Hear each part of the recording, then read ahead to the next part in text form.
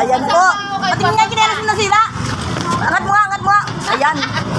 So, ayan. Ayan po yung chinelas niya. Chinelas ng aking auditor, ayan.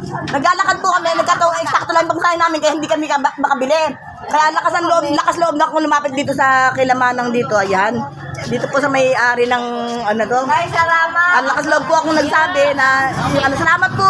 Ay, magpasalamat ka rito. Okay na. Salamat po. Thank you so much. Vlogger kasi ako, vlogger. Nagpapurahan ka na. Yan. Ay, salamat. Salamat. Salamat ka. Opo. Nay, salamat. Kala ko magpapaako eh. Ay, nakatingin na pala? Oo, diyan. Doon pa lang. Doon na. Mabuti na lang makapala mukha ako, no? Kundi mahira, kawawa tong tao ko. Thank you po.